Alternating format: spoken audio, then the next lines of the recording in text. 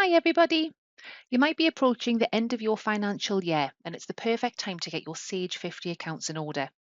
The year end process itself is simple. It doesn't matter if you're a seasoned pro or if it's your first time, it's just a few steps in the wizard. But before you dive in, there are some important checks and housekeeping tasks that will just make everything run smoothly. Things like archiving your company data just keeps it organized and improves performance. We'll show you how to create an archive and why it's a good habit. Then there's backing up your data, which is essential before making any changes, and we'll share best practice just to ensure your backups are reliable. And avoid accidental postings into a closed period by setting a lock date. It's quick to do and it saves headaches later. We'll also guide you through the year end wizard as well, step by step, so you can complete the process with confidence. If you need to tidy up old or unused records, we'll show you how to do that as well in our Delete Your Records webinar. And then we'll also cover how to clear the audit trail.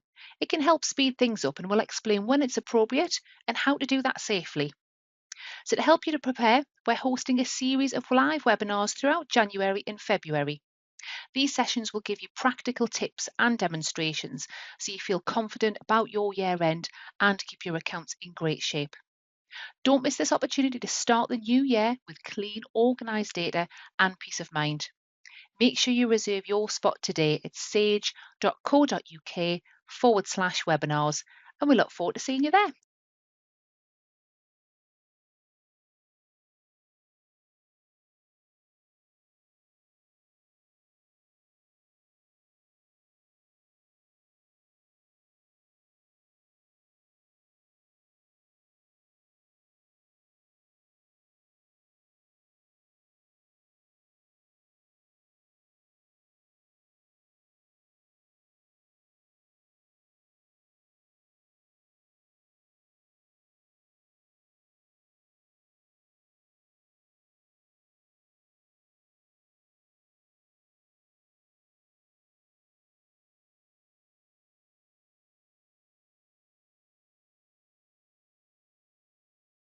Hi everyone, it's that time again when you might be starting to think about your year end.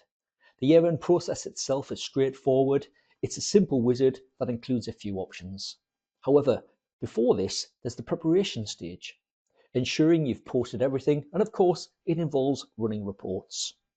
But do you understand your reports and also the opportunities that you have to develop them?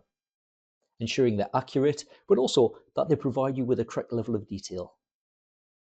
Throughout January and February, we're running a series of live webinars to help develop your knowledge and understanding of the management reports available in Sage 50 accounts. We'll be starting with the basics, understanding nominal records and the structure of the nominal ledger. This is also ideal if you need to create new nominal codes. Following on from this, we'll examine the chart of accounts, looking at all aspects, including adding new layouts and editing existing ones. Our attention then turns to the management reports themselves, the trial balance, the profit and loss, and of course the balance sheet. We'll explain how to run them, what they show, and most importantly, how the figures calculate. We want you to be confident. On the management report session, one of the most common scenarios we're asked about is where you haven't yet run your year end, but need to generate a profit and loss report for your next financial year. We've got your back with this and have a specific webinar that explores the options you have available, whether it's running reports for your new financial year or even a previous one.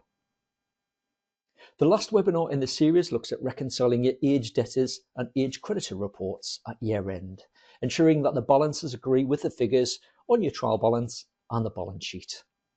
Of course, this could be done at any time, such as part of your month-end process.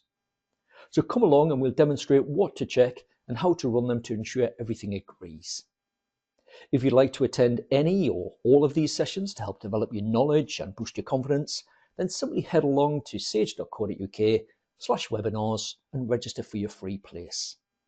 These, along with loads of other topics, including how to run your year end, are available. See you soon.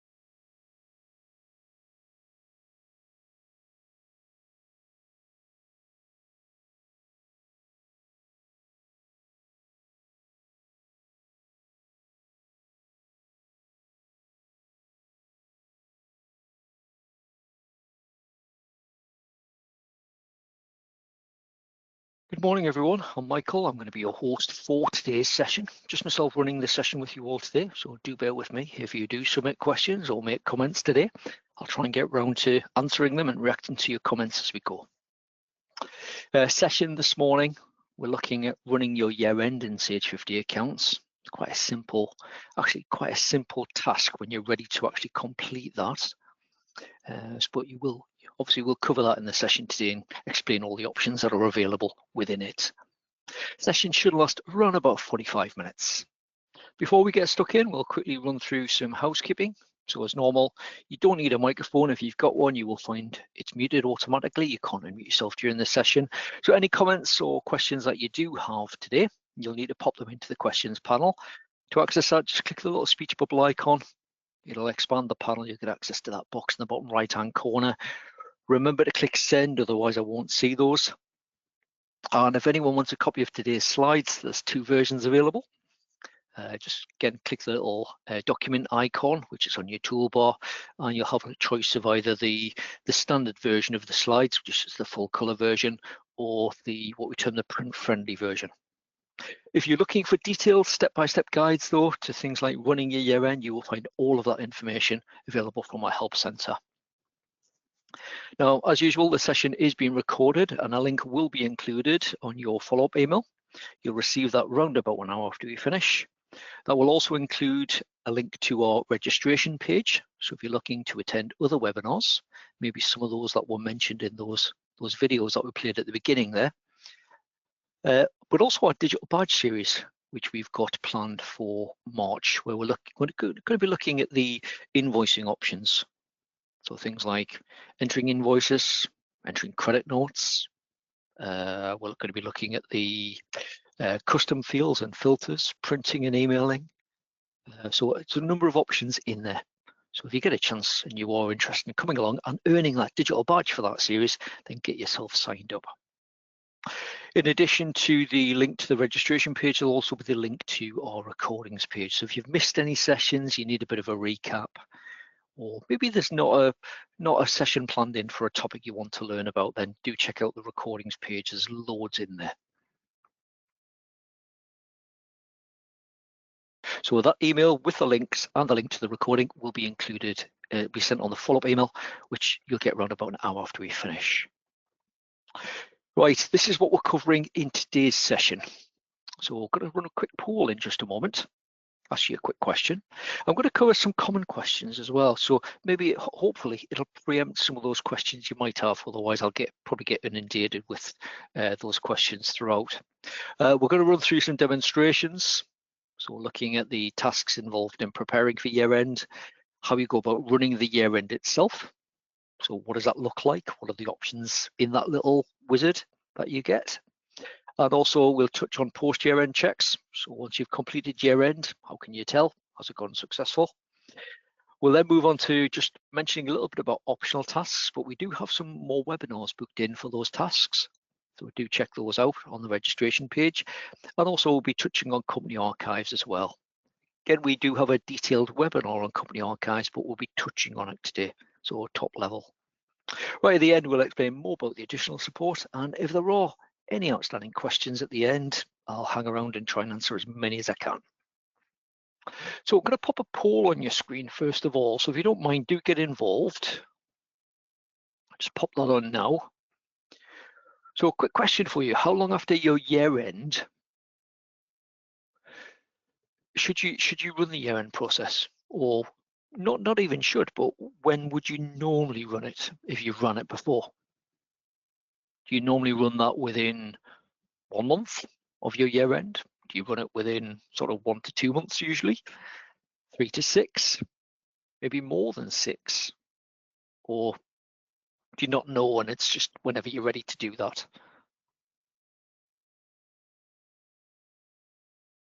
So sometime, some years you might be well ahead of the game, you might run it quite early on.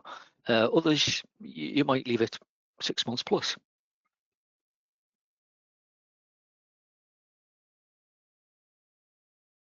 Obviously, there's no right or wrong answer for this one.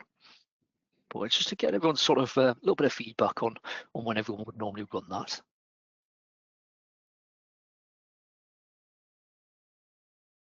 Right. Loads of votes come through, so I'll close that. I'll share that with you as well, just so you can see what people have voted for.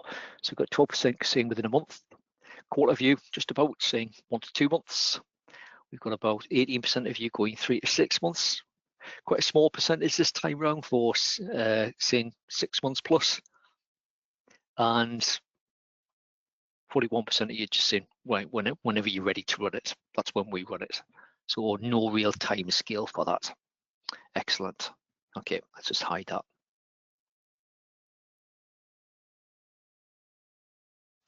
Now, linking in with that, just in case anyone hasn't run a year end before, and this is such a common question still for our support teams. Do you need to run the year end before processing in the new financial year? And the simple answer to that one is no. You literally continue as normal, whatever you need to do. So whether that's entering transactions, completing processes such as bank reconciliations, VAT returns. If you run a month end, you run your month ends as normal, and you come back to run the year end as and when you are ready.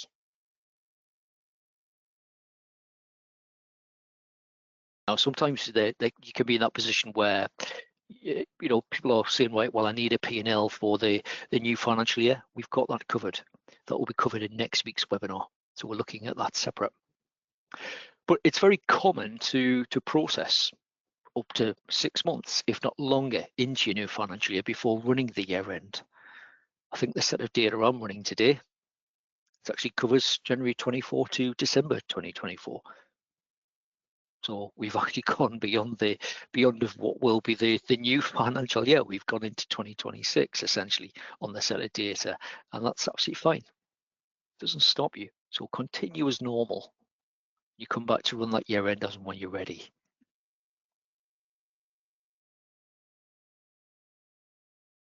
Other common question as well is, can I shorten or extend the financial year? Now, by default, Sage 50 accounts, it always runs a 12-month financial year. So you set that start date and the year end will be at the end of that 12-month period. But there will be occasions, maybe whether you advise for, whether it's tax reasons or you're having to fall in line with a sister company, that you may need to shorten or extend your financial year. Now, there are step-by-step guides available from the Help Centre. I've included the links on the slides if you do download them. They're very easy to find anyway. But it just means you're going through a number of tasks to do that. So fairly easy. Just a case of following the relevant guide through. Right, I just wanted to get those out of the way because we get asked about those all the time. And again, just going back to, if I go back to question 1, think about, and I'm sure someone will ask this as well in today's session, people will be asking, right, well, should I do my VAT return before in year end? If you're ready to run your VAT return in your new financial year, yeah, do that. You come back to run that year end as and when you're ready.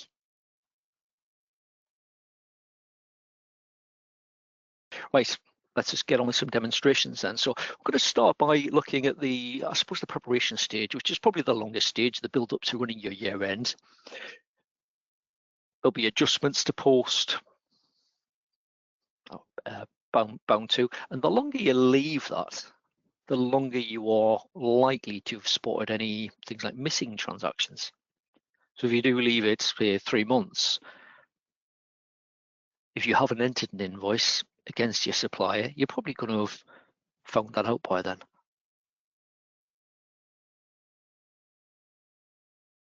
So the longer you leave it, the more likely you are to have completed all that processing and also to have identified any mistakes as well.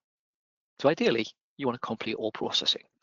If you don't complete all processing and you run year end, and obviously you need to then backdate transactions, which you can do, but those transactions are not going to be picked up on your year end reports because they weren't entered at the time.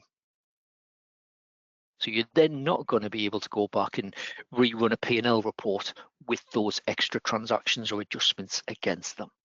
That's something to bear in mind. So again, the longer you leave it, the better.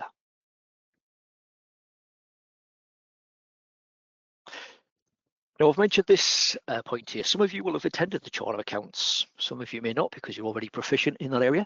But check your chart of accounts, resolve any problems. I'm going to show you that one in a moment. If you've not come across the chart of accounts, it basically provides the structure for some of your management reports, and you're going to be running management reports in the build up to your year end. So things like your profit and loss and your balance sheet, which use your chart of accounts.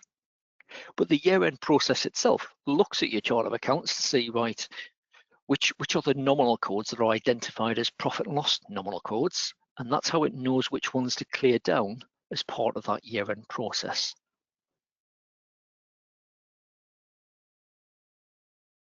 Now, running reports obviously forms a big part of your preparation stage. There's not a definitive list of reports that you need to run. Giving you the common ones there. So trial balance, profit and loss balance sheet, aged debtors, creditors, probably others as well. It will vary though, depending what areas of the software you actually use. So some people will use the stock area. You might want to run stock valuation reports. You might want to print invoice lists. It's entirely up to you. Speak to your accountant if you do need advice on that one. And then finally, which this is something you should be doing regularly anyway, check your data and take a backup. Now, some of these tasks, checking your chart of accounts, checking your data, backing up, they are included in the year-end wizard itself. But what I don't want you to do is you put it off. Let's say you've put it off 3 to 4 months and you think, right, done everything I need to. Today's the day I'm going to run year end. You get into the year end wizard and you check your data and it comes up with an issue. We don't want to be in that position. We don't want any surprises. So check your data regularly. Make sure you take backups as well. Right, so I'll just quickly share my screen and we'll get stuck into some demos. So the first one I want to quickly mention is checking your chart of accounts. So to do that, we go into nominal codes. You've got your chart of accounts option at the top on your toolbar. Now, some of you may have multiple charts of accounts. You're going to have one at least. It won't let you get rid of all of them. So just highlight the one you're after, click edit, and then all I would recommend you do at this stage is you click check. And fingers crossed this is what you get. No errors found in this chart of accounts. You just okay. If there were errors, and I'll just quickly force some errors in the chart of accounts by amending a range, I click check. Instead of it coming up no errors found, you'll get this incomplete chart of accounts warning instead.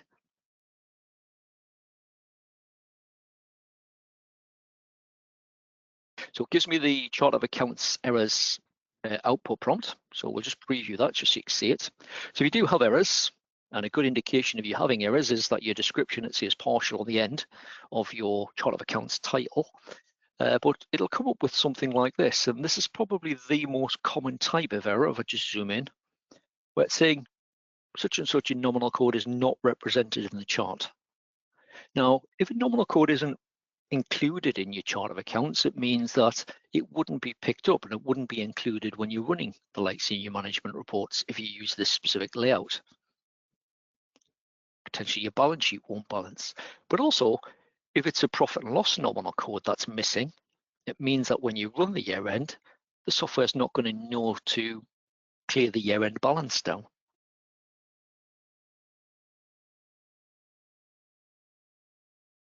So make sure you've got no errors. I'm just going to fix that. Obviously, there's different types of errors that you can have. If you need information about that, just access the help. So you've got help in the top right-hand corner here. It'll also give you the help option when it comes up with that, the warning itself, saying you've got errors in your chart of accounts.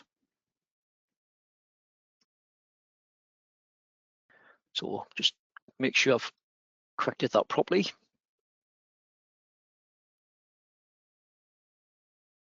And this is what we want, just information box saying no errors found, as opposed to a warning saying errors have been found. So if nothing else after today's session, check your chart of accounts. It's easy one, that one. Now, the other one I want to quickly mention is when you're running reports. I'm not going to go into the reports themselves because we cover those in separate webinars, but a good little tip when you are running reports is that when you generate them, let's say you've come to your year end and you're going to generate a series of reports. When you're printing them or emailing, save a copy of them. So just click export. And then obviously you can choose where you want to save the reports to. So you might have a year-end folder on maybe your desktop or on your network somewhere. So give it a name.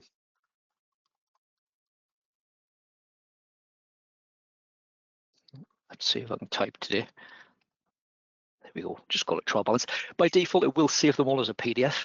Obviously, you've got various options available for that, but PDF is the default. And it just means you've got a copy of that should you need it going forward. Obviously, you might put a bigger description in just to identify when it was run and maybe as part of what process.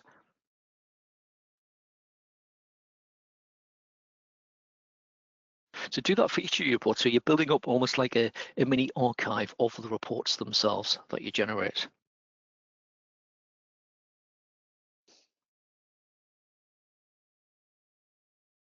Now check your data and backup, something you should be doing regularly. I am going to show you that as part of the year-end process, but you should be doing it regularly. If you use Sage every day, we'd recommend that you check your data and backup every day. We always get asked about, well, how often should I do that? And it's one of those that you always think, well, it's turning that question round. It's potentially, well, how much data could you afford to lose? So let's say your hard disk drive, so your hard drive dies on you, your PC, you get a virus or something along those lines, and it just stops working. If you've got your backups, you can always replace that PC, you can always reinstall your software. And if you've got your backups, you would just restore that into your software, you're up and running again.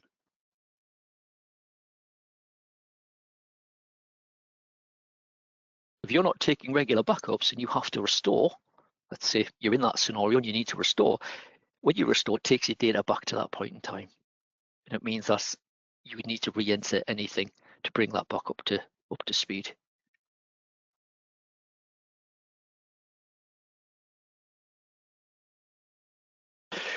Right, so that's it. It's all I really want to cover as far as preparing for your year end is concerned. Next, we're going to look at the year end itself. So the point when you think, right, well, I've put it off long enough. I'm now ready to run that. Now, the year end itself, really fairly straightforward. It's one screen. It'll bring up a screen similar to what we've got on the slide there, which you'll access tools, period end, year end. We'll run through that in a moment though. So there's 3 areas of that year end wizard. There's the prepare for year end. So we've got some buttons at the top. We've got the year end options, which we're going to run through in detail.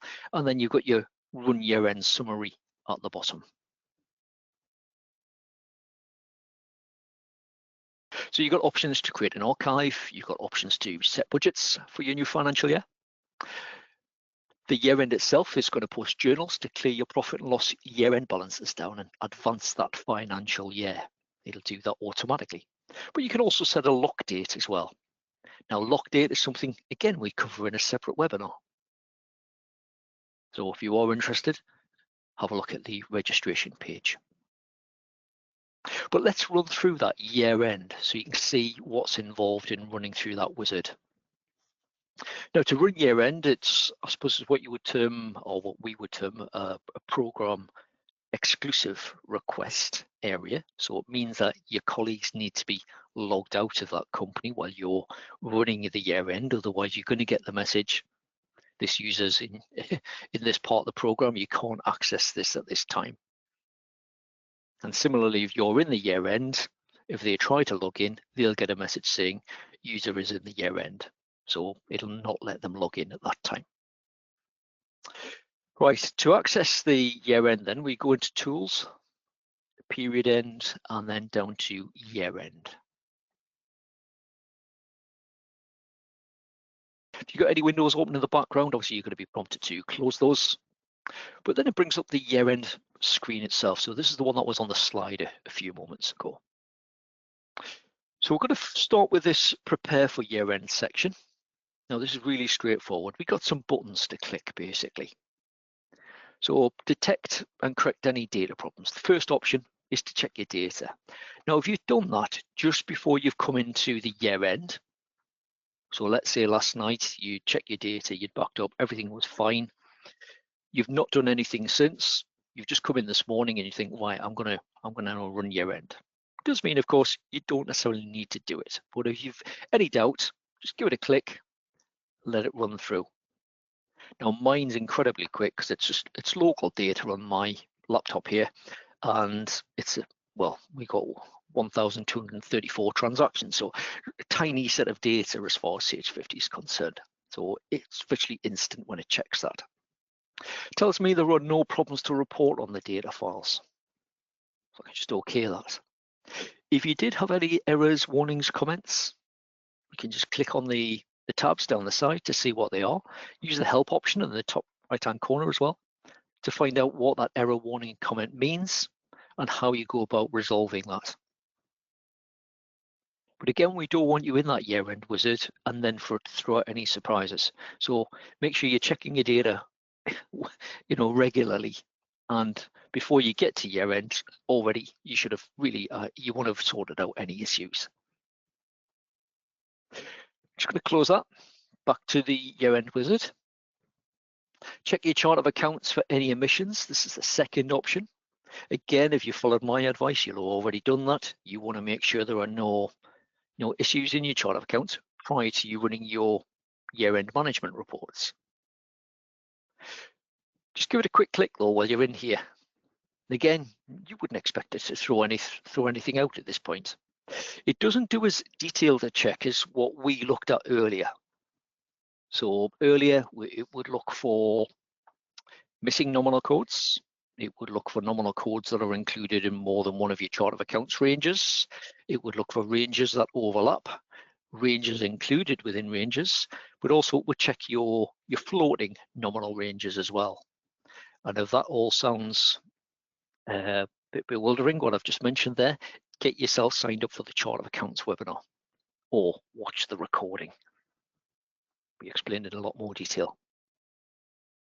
But it's telling us here all nominal codes are represented in your chart. So it's only checking for missing nominal codes, this one.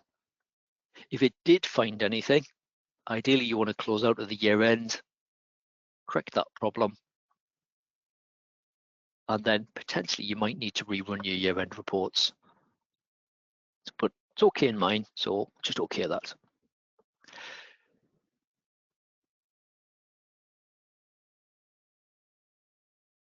Kay, you mentioned you have a future date item. Am I correct? Still showing here? Yeah, absolutely fine. Not a problem if you've got future date items. That's going to show as a comment. Quite normal for that one. I think if you've used Sage for a long time as well, what you tend to find is that prior to coming into the year end, you used to be advised to change your program date to whatever your year end date was. And that would mean that you would have loads of future dated transactions then, but no need to change that date now. It just picks up the correct date for you. That goes way, way back, that one.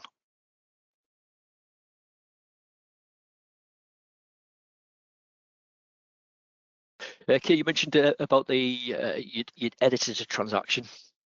So you entered December 26 rather than December 25. You'll find it's the correction itself that's, sorry, the deleted transaction, the deleted copy. That's the future data transaction. So nothing to worry about in that respect. So just ignore that one. Right, so we've checked the data, we've checked the chart of accounts. I'm going to quickly take a backup. When you click backup, you need to make sure you include data files.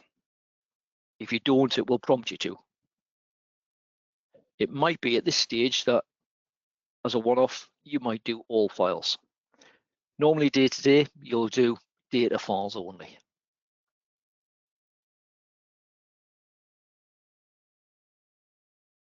Give it a file name, whatever you want to call it. I'm going to call mine Sage pre-year end. I'll do 2024 as well, because that's what my data relates to. And so obviously you'll just choose your location. Mine is defaulting to the desktop. If you need to change that, just click browse. And then once you're done, just OK that. So I'll just let it run through. Again, mine's really, really quick. Tells me the backup's been successful. If you get your progress bar, just let it run. So we'll OK that.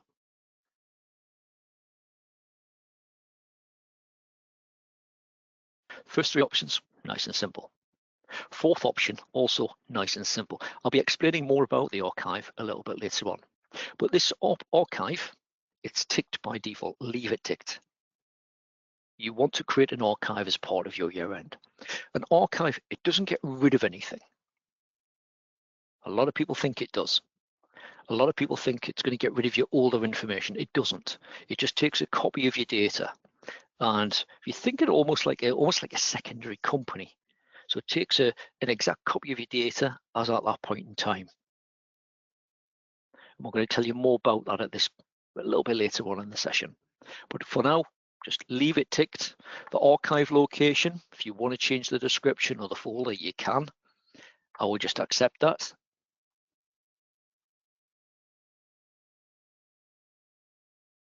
So that's the first four options complete. We check the data, check the chart of accounts, we've taken a backup, and we're just leaving this option ticked.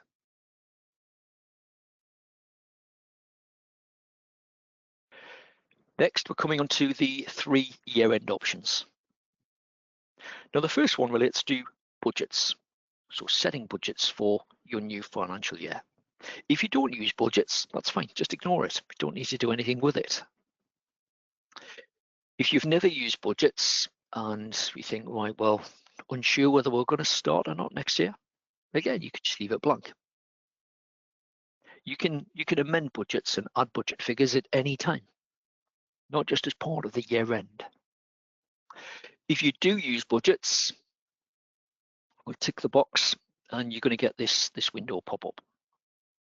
Basically what this is prompting you for is for what will be your new financial year, what do you want the budgets to be? Do you want them to be based around the actuals for the financial year that you're just closing? Do you want to just leave the existing budgets intact, leave them in place? For these two as well, actuals and budgets, you do get this option to increase them by a certain percentage. Rarely use this option as it will apply that across the board. Whatever percentage, so let's say you keyed in 10%, it would mean that whatever the figures are for sales, purchases, your direct expenses, your overheads, all of those would increase by the same percentage.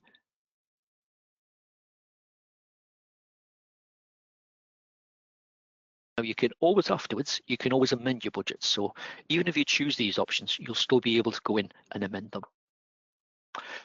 If anyone uses the advanced budgets option, which are available in Sage 50 Accounts Standard and Sage 50 Accounts Plus, Sage 50 Accounts Standard and Sage 50 Accounts Professional, and of course Client Manager if you're an accountant,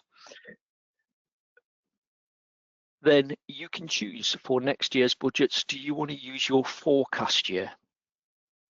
So you get this as an extra option if you've got the advanced budget switched on.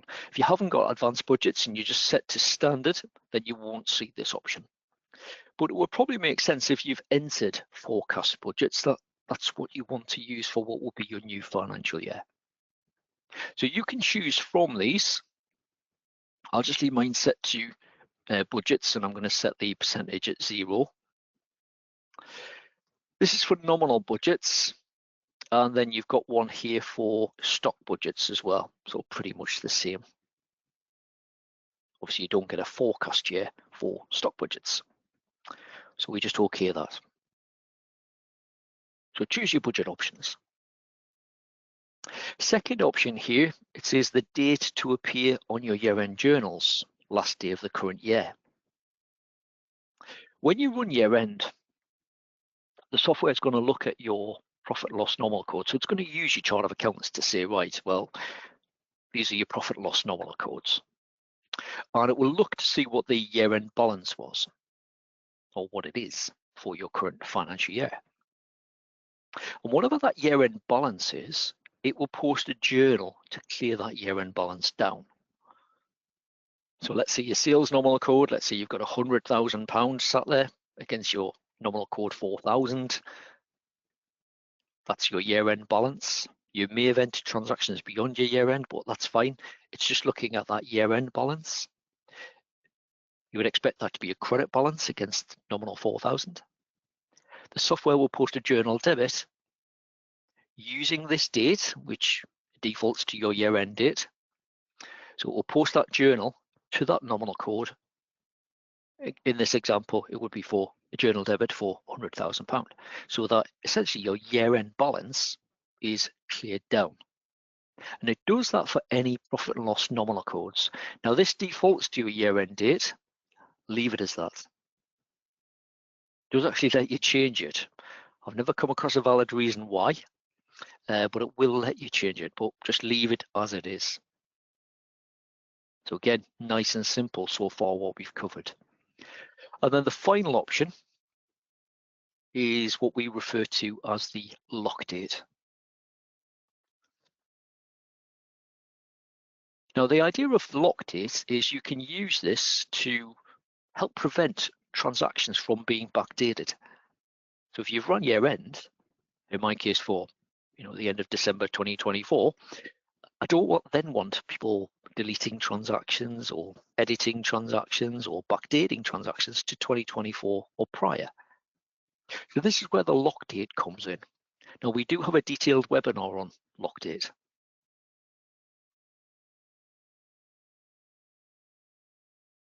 Now if you switch it on, it should default to what will be the first day of your new financial year. You can change that if you want to, if you're already partway through that financial year. Obviously, I've gone beyond it in my case. So, if you're 6 months in, you think, well, never mind the previous financial year. I don't want anyone backdating transactions prior to month 5 of the new financial year. So you can switch this on, and it works alongside access rights or access levels, I suppose is the new term for that one. Access levels is used to determine who can and can't backdate transactions.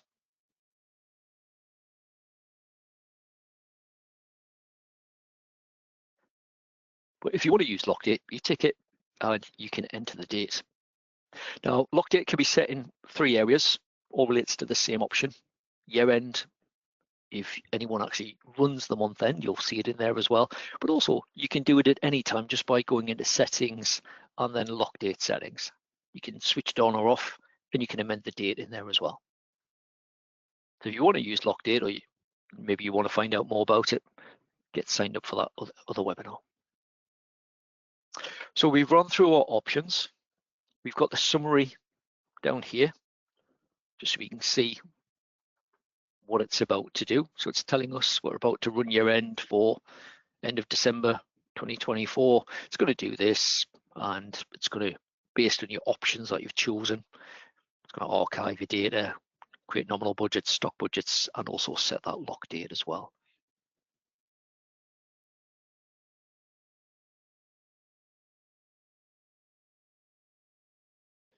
Victoria, you're just asking there, if you use the lock date, can you undo this to then post adjustments if needed? Yes, is the answer to that. Just to quickly explain lock date, within your access levels, you have an option called lock date. So you'd find it on the settings menu, lock date. If your username has access to settings, lock date settings, then when you try and backdate a transaction prior to the lock date, it will say, right, you're posting this prior to the lock date, that's it. Are you sure? And you'll get a yes or no option. So we'll still let you, but it will prompt you, are you sure you want to do this because it's prior to a lock date? If you're a user that doesn't have access to settings, lock date settings, if someone tries to backdate a transaction, or maybe they try to delete something or edit a transaction, which is prior to the lock date, it will give them an error, and it'll say what you're trying to do is prior to the lock date. You can't do this, and all they'll get is an OK option. So via access levels, you can control who can and can't backdate transactions. But again, that would be explained in a lot more detail in the excuse me, in the dedicated webinar for lock date. I think Laura's going to be running that one. I think that's next week. Need to double check, but it's on the registration page if you do check that. Kay, you mentioned there as well, if you're not using budgets, do you just ignore the budgets option? Yeah, exactly. If you're not using it and you think, well, I've got no intention of using it, or I might use it at some point next year, but you're not using it yet, just don't even bother ticking the box.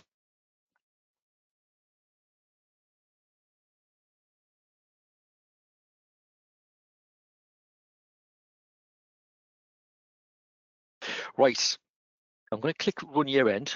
Katrina, I'll come back to your question in a few minutes, but we're ready to run the year end. So we've chosen all our options.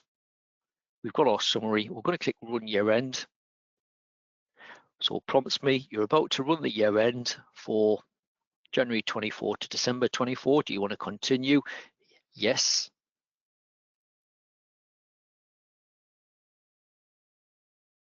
It will generate a year end report. I'll preview that so you can see that.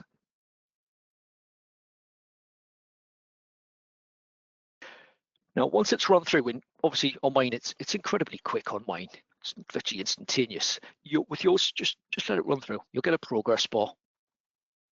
So if you're running across a network, or you're running via remote data access, or you might just have a massive set of data. You might have hundreds of thousands of transactions. Just let it run through. You'll get a progress bar, but just make yourself a cuppa or something.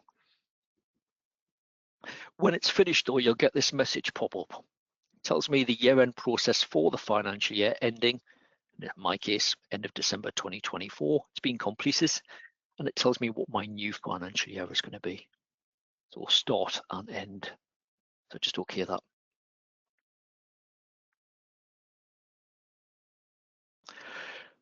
Now, this is the year-end report that gets generated. So we mentioned about the journals that get posted to clear down your year-end balances. That's all this report is. Now, again, you might think, well, I'll just export it. I'll save a copy of that. I'll pop it in that folder with my other year-end reports. Just save a copy. If you forget about that, obviously, these are just new transactions which are posted to your transactions list. So I could always go in and say, right, well, I want to print my audit trail, which is just a copy of your transactions on that transactions list. I'll do it from transaction 1235 to 1277 in my case. I would have the equivalent report.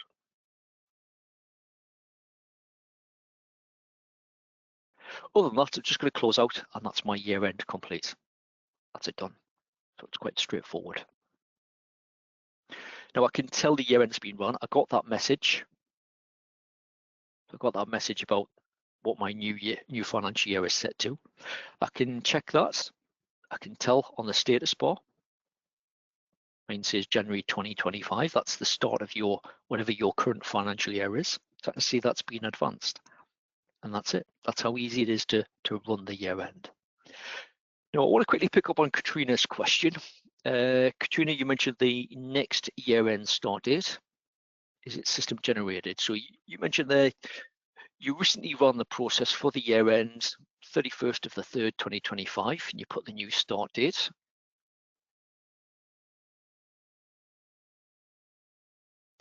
Now you mentioned you put in the new start date. You can't change the start date. You can, you can, but when you run the year end, it will just advance it by 12 months. It's not going to advance it to 2026. So if you've got the wrong financial year start date, then do get in touch with our support team. But you can check it, as I say, it just shows you at the bottom there on the status bar. Also, you can go to settings and you've got the financial year option, and it will show you it there as well. I think in your instance, if it is saying 1st of April 2026, you've either run that twice. or you've come into here to change it. And what you should have done is just run the year end once via the way we've just shown, as opposed to using this change option. But get in touch with our support team that can take a look at that with you to see if there's any issues.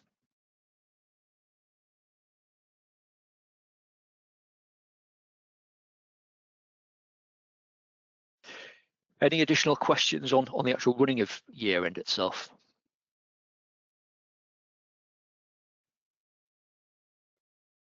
I want to quickly mention optional tasks.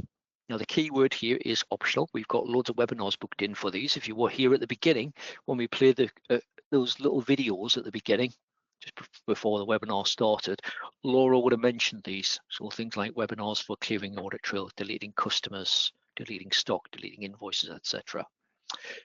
So those are optional tasks. We're running separate webinars on those. But a lot of people expect this to be done by running year end or by archiving, and they're not. They are separate tasks, but they are optional. Don't let anyone tell you that you need to clear your audit trail to remove all the transactions. You don't.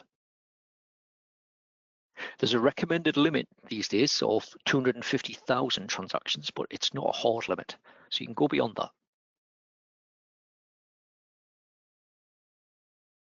So it's not going to stop your processing if you do get that far, but it's just a recommendation. Removing old customers, suppliers, nominal and banking records. Again, it might be something you think about doing, having a tidy up of your accounts once you've run your year end. You might think about, rather than deleting them, just flagging them as being inactive. Maybe customers that have gone bust. You want to keep them on your system, but they've gone bust and you just want to hide them so you don't see them on a day-to-day basis. You can do that for customers, suppliers, nominal bank accounts, and also your products and service records as well.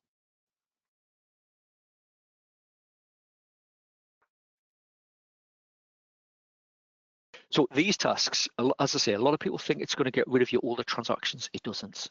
Year end, it just basically, it clears down your year end balances. It gives you options to set things like budgets, and it advances your financial year for you by 12 months. Now, we've got some recorded webinars available for these topics, in fact, all of them. So if you are interested, either watch those or get yourself signed up for the live sessions that we've got booked in for the rest of this month. The one I do want to quickly cover is company archives. Again, there is a separate webinar on this one, but I'm going to quickly cover it because we're bound to get some questions on it. So I'll just try and sort of nip those in the bud a little bit. So a company archive, that little tick box we had in the year-end wizard. So it was the fourth option. I said leave it ticked. A company archive is just a copy of your data at that point in time. That means so you can revert back to that sort of point in time to generate reports and see the state of play at the time. You can easily access a company archive by going to File, Open Company Archive, logging into it.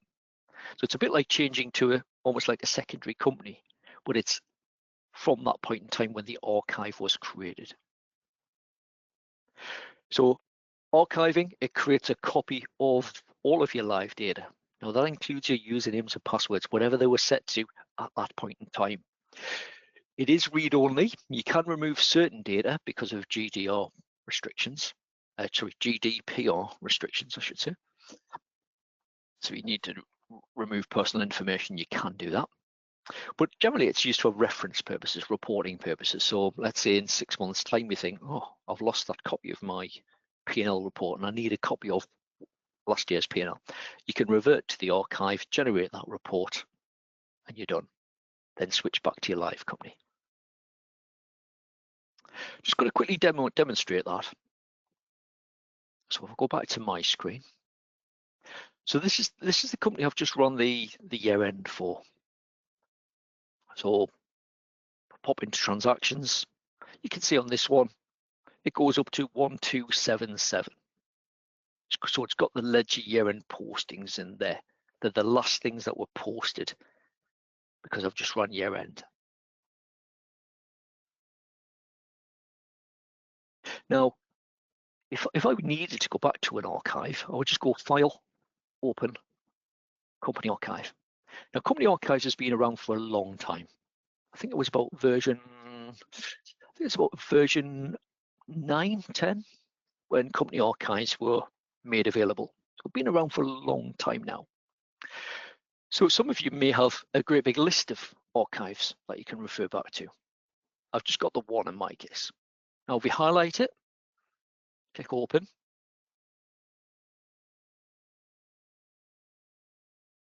It should prompt me to log in. Now remember, it's your username and password that was set up at the time. Not what it is now, it's whatever it was when that archive was created.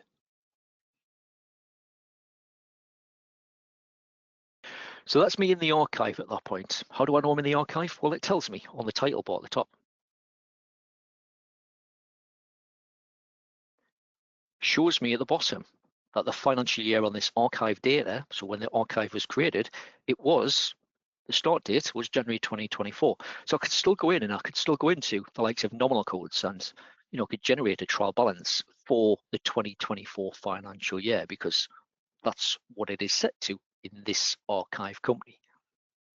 So I've got all of that data. So if I look at transactions, I don't have those ledger year-end postings because I created the archive prior to it actually posting those journals to clear down. So it's basically it's the state of play of when I went into that year-end wizard in my live company. So that's what an archive is. But again, Laura would guide you through that in a lot more detail in the live webinar if you are interested in attending that one. To get back to my live company, I can either just close out of Sage when I come in, take me back to my live company, or if I want to revert to it now, I just go File, Open Company Data.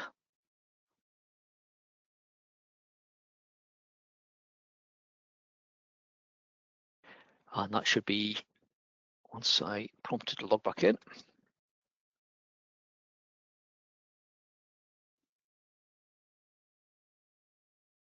Get rid of the Copilot message. And that's me now back into my live company. So it doesn't mention archive at the top. The financial year on my live company, remember, is January 2025. So that's the start of it.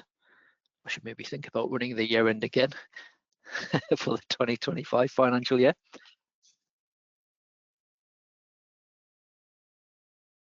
But that's me back to my live company, just continue as normal at that point.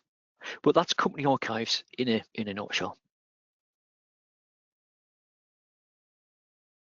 Kay, you just mentioned there as well, your question, the year-end date, will it set when running the year-end? So absolutely. So when you run the year-end, it'll automatically advance the start date for you. It does that by 12 months.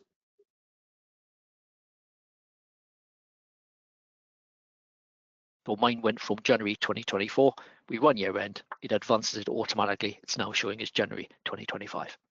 It will always advance that by a full 12 months, which is why if we go back to the very beginning, when I was talking about extending or shortening your financial year, there is a bit of a process to follow if you need to change that.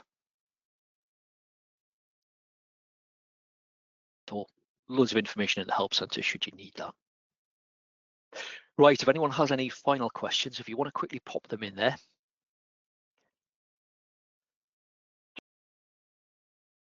To quickly mention some of the webinars that we've got coming up. In fact, I'll quickly share my screen.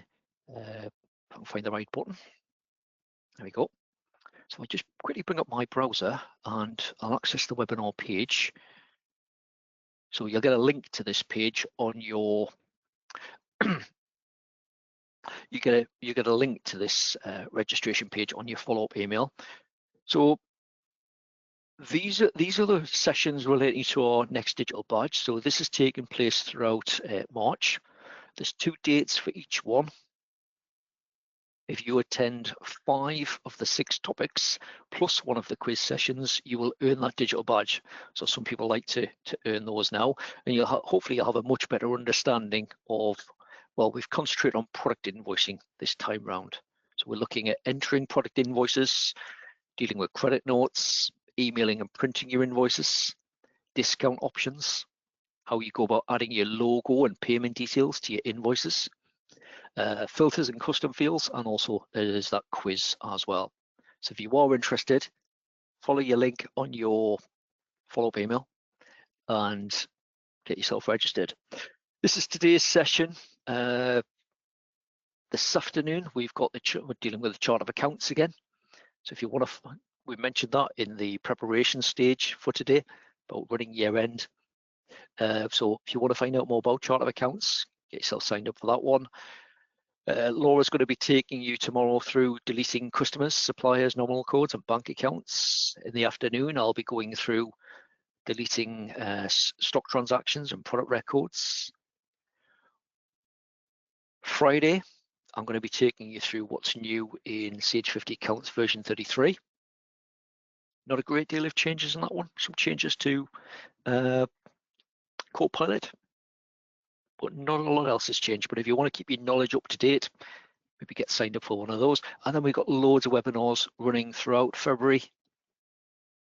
Obviously, some of them are repeats. And then we get into March is on here as well. So tips and tricks. Oh, it's a really popular one, this one. Tips and tricks to customize your software. So dealing with your ledger lists and applying color schemes and things like that. So we'll have a good look through, get yourself registered for any you are interested in, and hopefully we'll see you on them. Right, back to my slides for a moment.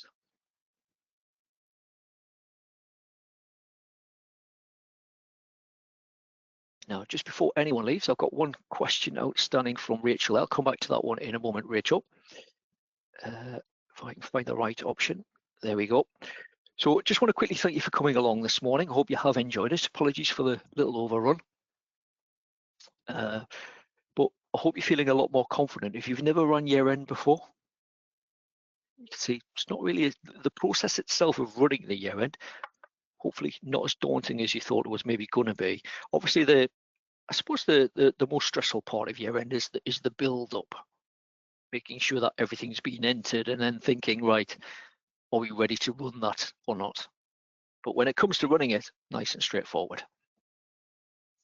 If you are experienced in that area, maybe you've run year end a few times, maybe you just came along for a bit of a reminder what's involved, then hopefully you got what you're after today. Little survey should pop up as you leave today's session. If you can take a minute to complete that, share any thoughts, ideas, topics you'd like to see covered, let us know. Love reading those comments as well, just to see if we've hit the mark or not. So let me know what you thought of today's webinar. And that follow-up email will be with you in around about an hour's time. Now, I've got one outstanding question. It was from Rachel. Rachel was just asking, can you go back to a previous year? So you can go back to a previous year in a number of different ways. Now, if you permanently want to go back to a previous year, then as long as you've got a backup, you could restore that. It takes all of your live company back to that point in time if you restore that. If you just want to go back to a previous financial year to check things like reports and things like that, then you can either access the company archive if you've got one, or I'll quickly show you this one.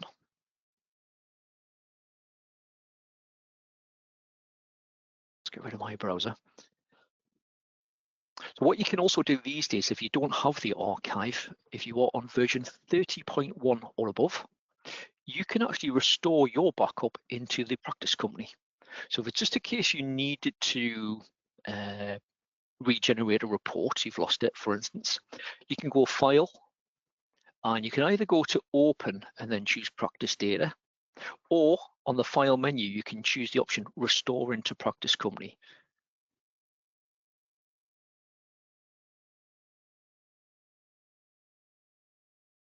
So just in case for me, I browse for that backup.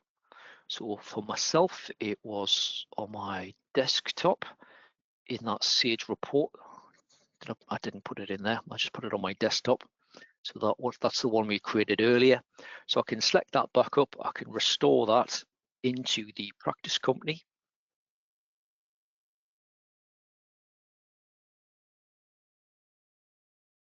And really quick on mine, it's a tiny backup. And then basically at that stage, I am in the practice company.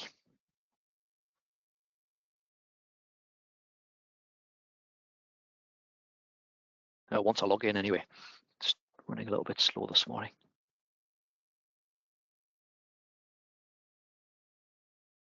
We get this yellow bar at the top saying you're currently in the practice company. Obviously, tells me how to revert back to my live company if I need it, but I'm in that practice company. So if I needed it, it's just so I can regenerate reports. I can get in.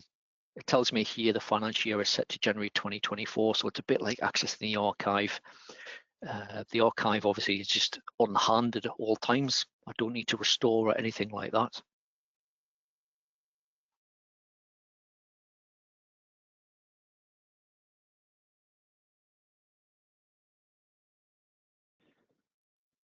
But that's it. So when you restore to the practice company, it lasts for the duration of you accessing it. If I close out of Sage, I come back in, that practice company is wiped. So it starts again, essentially. Kay, you mentioned how can you enroll for tomorrow's course? Let me just bring up that again.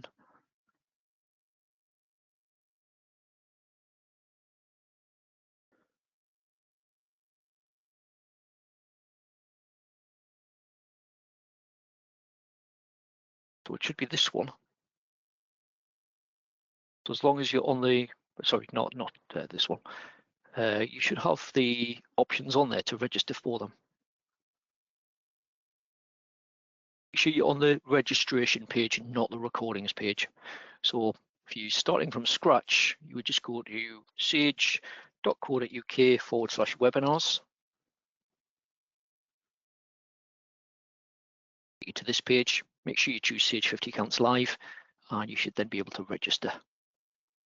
But again, that link will be included on your follow-up email. So be able to scroll down and choose whatever sessions you're after. I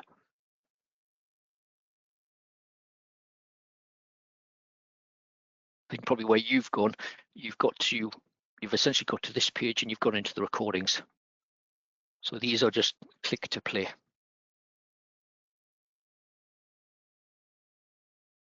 If you're struggling, oh, right, you are on the recordings page, right, excellent. Right, we'll end the webinar just at that point. Once again, many thanks for coming along. Do get yourself registered on those other sessions and hopefully I'll see you then. Many thanks.